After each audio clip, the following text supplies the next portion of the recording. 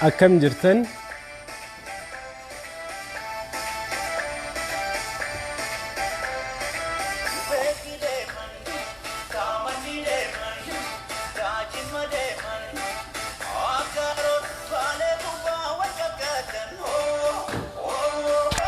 Sagaleen kiyya dhaga'ama akkam jirtan nagaa fayyaa jirtanii baga nagaan jiraattanii marti keessanuu Dhaamsa gabaabaa tokkoon dubbadha share godha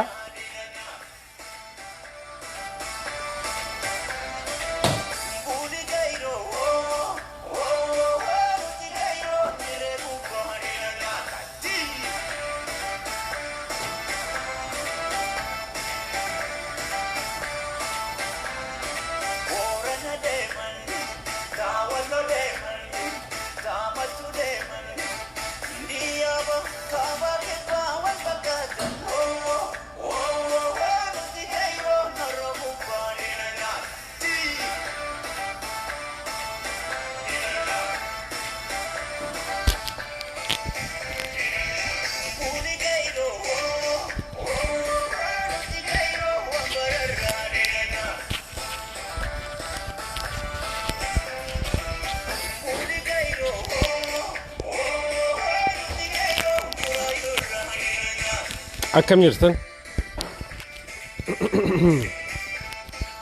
Akkam nagaa fayyaa jirtanii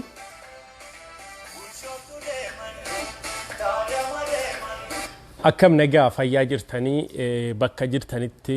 ilmaan Oromoo I hope sagaleen kiyanii dhagahama baga nagaan jiraattanii isiniin ja'a galanni qeerroof haa gahu galanni qeerroo ilmaan Oromootiif haa gahu isiniin jecha qabsoon teenya itti fufti wayyaaneen dhiifama bilxiginnaan goda seentu wallaaltee jirti jabaadha ummanni Oromoo waa tokkoo fi tokko qofa qaba innilleen qabsoo ofii itti finiinsuu qofa jechuudha bilxiginnaa lafaan dha ilmi Oromoodha wayyaanee baankii fi taankii harkaa qabu sanuu dhukkoo irraa kaase mootummaa nafxanyaa Daani'el Kibratii fi namicha afaan Oromoo dubbatu ka Oromoo je'enu dhufe Abiyyi jettan ummanni Oromoo lafaan ga'a waa takka qofaan dhaammachuu barbaada ilmaan Oromoodha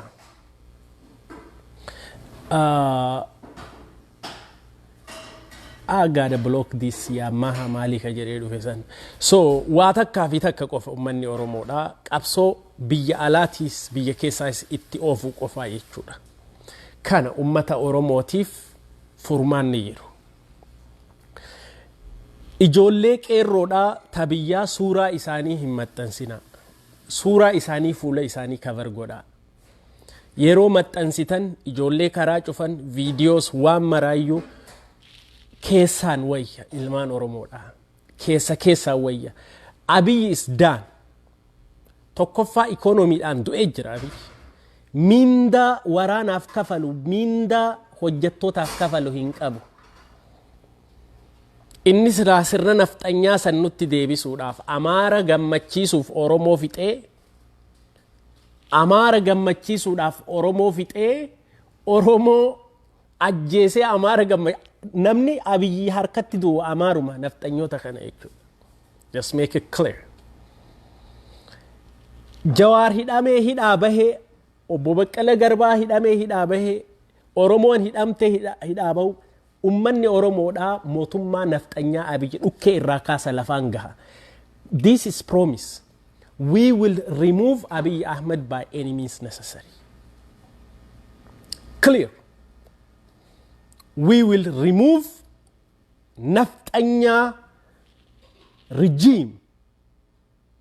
Abiy's Naftanya regime by any means necessary this is our promise Jawar tafatta al tafatta Obbo Baqqala Garba tafatta al tafatta Ye Oromo politikanyoch tafattu al tafattu Abiy is done በምንም ከአብይ ጋር አንታረቅምኛ አብይ ገሎናል አብይ ጨፍጭፎናል በምንም ከአብይ ጋር ምን የለም ይሄ ነኝ ብሎ መጥቶ ነው ህዝባችን የፈጀው መሬት አርቲስታችን የገደለው we done with አብይ የኦሮሞ ህዝብ we done with አብይ አህመድ አሻግሬ ማለት ነው we done by any means የአብይ መንገድ የአብይ መንግስት አፈር ይበላል ያቺ ሀገር ሰላም አትሆንም no justice no peace we will not rest until all behind Hachalu's murder must face justice we won't rest እንኳን ለመንግስት ሰራተኛ ደሞዝ መክፈል አቅቶት እኔ ነኝ አለኮ ምንድነው የሚሉት ለራሳችን እደግ ብለን ያሳደግናችሁ ሻ መልሶ እኛን አሳጣኝ መድረሻኮ ልታይኮ ነው ያለው በፎቶ አስጨነቀን አሁን ተመስገን አልহামዱሊላህ ተመስገን ጌታ እንዳው ፎቶውን ተወልን አይደል ሱሴ ፎቶውን ቂጡን እየበለቀጠ የሚነሳ የፎቶ ዶክተር በፎቶ እኮ አንድ ጊዜ እኮ በፎቶ እኮ ናላችን አዞረ ሲሸናም ፎቶ ሲበላም ፎቶ እንዲሁላ ያለ እኮ መጽሐፍ ሲያነብ ፎቶ አንሱኝ ሴቶቹ ሲያለቅሱ እናቶች ምን ያረጋል መሰላችሁ ሲስተሙ እኮ እንባቸውን እየጠረገ ወይ እንባ የሚጠርግ መንግስት አገኘን ይያል ይሄ ሌባ የነፍጠኛ የሚሊሊክ የነፍጠኛ ቆሻሻ የልሙጥ ኖ ዌይ ደሜ ነው የሚፈላ ኖ ዌይ እንዴ ተበላቅቶ እንዲ ሲል ፎቶ አብይ እኮ በሆነ ጊዜ በፎቶ እኮ አውሮፕላን ውስጥ ፎቶ ሽንት ቤት ውስጥ ፎቶ ሞዴሊስት ሆነብን እኮ ቂጡን እንዲ ያረገ አትሊስት ከፎቶ እኮ ተመስገን ያ ረብ ገለዲስ ያገው አልহামዱሊላህ ተመስገን ክብሩ ይስፋ ለእናትና ልጅ እንዴ ፎቶ አሁን ቀዘቀዘልን ፎቶ አትሊስት እኮ ፎቶ ናአላይና ዞር የሱ ፎቶ ፊቱን ከቨር ሲያረግ ፎቶ ሻሚስ ፓንት ሲያረግ ፎቶ ቂጡን በልቅጦ ፎቶ ጭገሩን ሲላጭ ፎቶ ብብቱን ሲላጭ ፎቶ ናአላችን አዞረ የሆነ ታይም ላይ እኔን አለ በቃ እኔን ኢትዮጵያ በልጆቿ ኢትዮጵያ ማለት ጀመረ ወይ ኢትዮጵያ የት ያለች ኢትዮጵያ ባክ ለኔ ያልሆነች ኢትዮጵያ ለኦሮሞ ያልሆነች ኢትዮጵያ ለተጋሩ ያልሆነች ኢትዮጵያ ትዘቅዘቅ ገደል ተግባ አባቴ እንዲ ለብሔር ብሔረሰቦች ያልሆነች ኢትዮጵያ የአንድ ቋንቋ የአንድ ባንዲራ ልሙጥ የአንድ እስክስታ ሸበበለ የደረ አባቴ ኢትዮጵያ ሀገሬ ኢትዮጵያ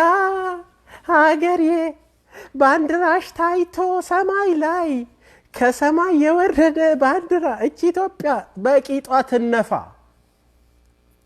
It is what it is. No, we don't need this kind of Ethiopia though. እቺን ነው ይዘህ የመጣኸው ስንት ሺህ አንተ 8000 በላይ ቄሮ ተሰውቶ ቤተ መንግስት ያስገባ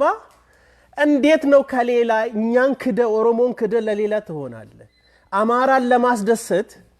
ኦሮሞን ስገል ዛሬ አብይ ያለ no way no 50 ሚሊዮን የኦሮሞን ህዝብ ጨርሰ ሌሎች ብሔር ብሔረሰቦችን ጨርሰ እንደዛ አይነት ኢትዮጵያ ልታመጣ ትችላለህ ተመስገን አትሊስት ያንን ፎቶ ስታራም ስትሸና ጭገርህም ስትላጭ ፈግፍገ ያ ቆመልን ያ ፎቶ አትሊስት የኛ ሞዴሉ የበሻሻ ሞዴሉ እኔና ለኮ በቃ አንተን ያሳደገህን ወያኔ ካድክ ወያኔ አይደል ያሳደገ አንተ የትግራይ አትሊስት እኔና ወያኔ ጨረሻ የፖለቲካ እንትን ዘምተን ነበር ወያኔ ላይ አይደል እንዴ ስንት አመት አንተ ወያኔን የካድግ ያሳደጉህን የነሱ ተላላኪ የነበርክ ሰውዬ እነሱን ክደ የትግራይ ህዝብ ላይ ለሁለት ዓመት መንገድ ተሰክቶበት ምግብ እንዳይገባላቸው በውሃ ጥማት በምን ይሙቱ የተባለ በትግራይ ህዝብ ላይ የተነሳ ሰውዬ ለኦሮሞ አትሆነ ጀዋርን አስረ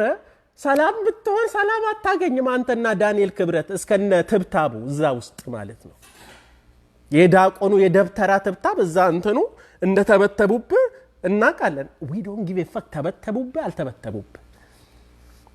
አሉኝ አይደል እንዴ እንደነ ሽመልስ የገዛ የሃጫሉን አጥንት የሃጫሉን ነፍስ ለእንትን የሸጡ አሉ አይደል እነ ታዬ ደንዳ እነ ሽመልስ የሚባሉ እነ ታከለ ጎማ ሲሉት እንዴት እንዲይሉሃል እንጥቀማቸው ይያል እንገጥማቸዋለን እዛ አዲስ አበባ በረንዳ ዳሪዎች ማለት ነው ሲነኩ መልሰው እኮ ይሰድቡታል እኮ ታከለ ጎማ ይያል እንግጠማቸው ልክ እኛን ፈርቶ ባካፕ ያደርጋሉ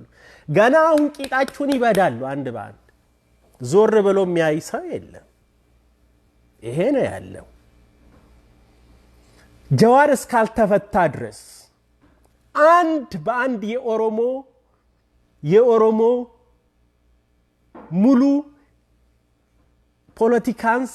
አክቲቪስት እስካልተፈታ ድረስ ሰላም አታገኝም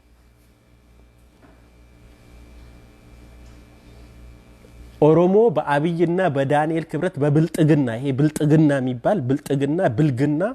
I don't give a fuck በዚህ ሰላም አንፈጥርም ከናንተ ጋር ይሄ ነው ያለው ሙሉ የኦሮሞ ህዝብ ማንንም ሊያቆመን አልችልም የኦሮሞ ልክ ያቃል አንድም ያቆመን አንድም እስኪ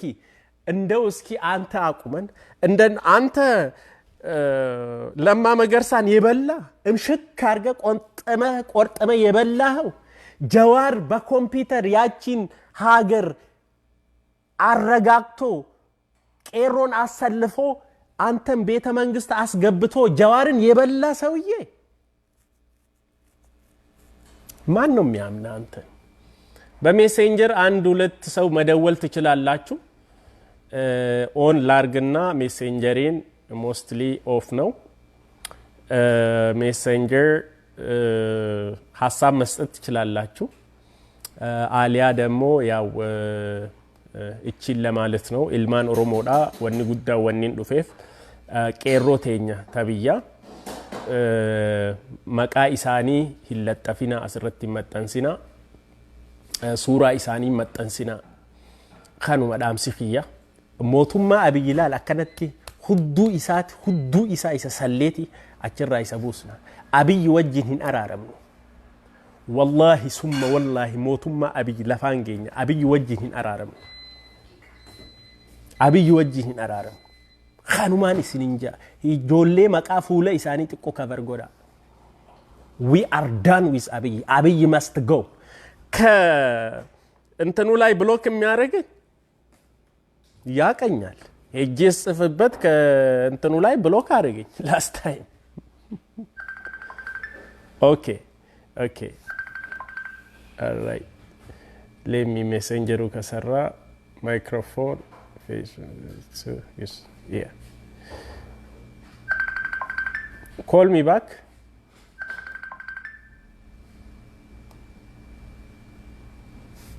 hello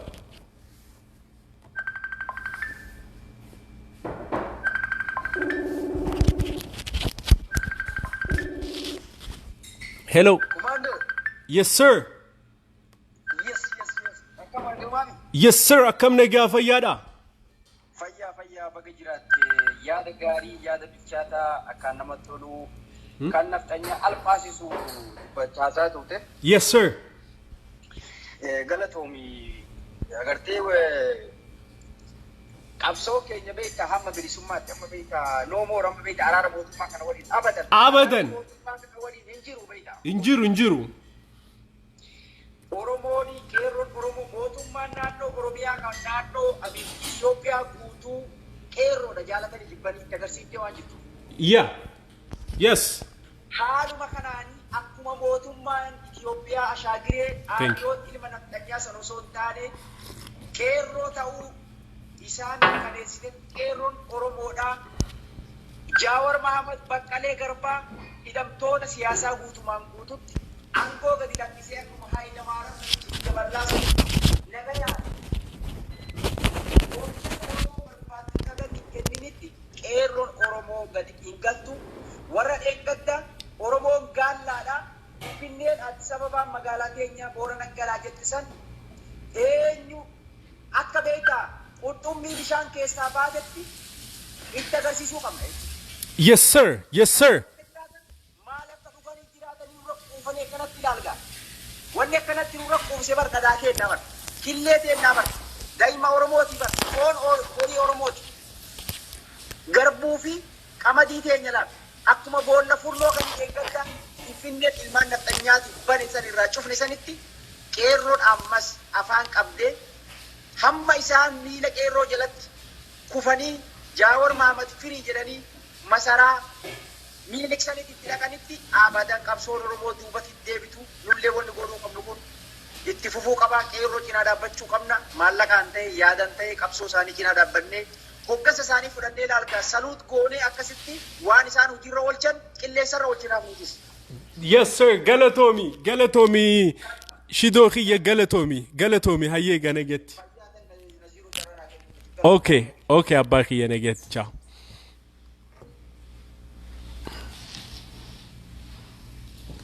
Mee namni biraa kan namni tokkotu hafee hagana isiniif carraa niin kenna. Carraa tokko isiniif niin kennaa yoo bilbiltanii dhaamsa dabarsattanii viidiyoo kana sheer godhaa.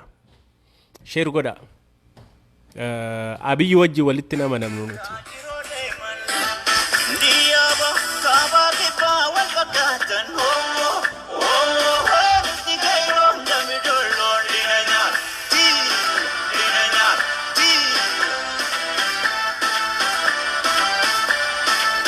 Hingaddina qabsorra jirra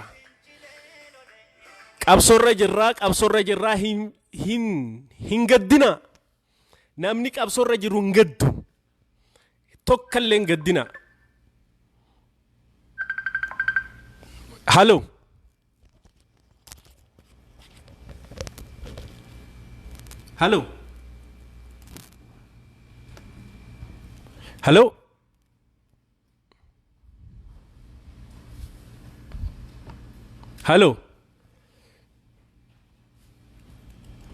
Hello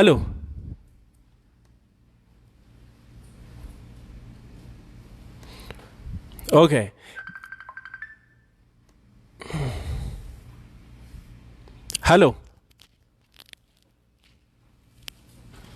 Hello.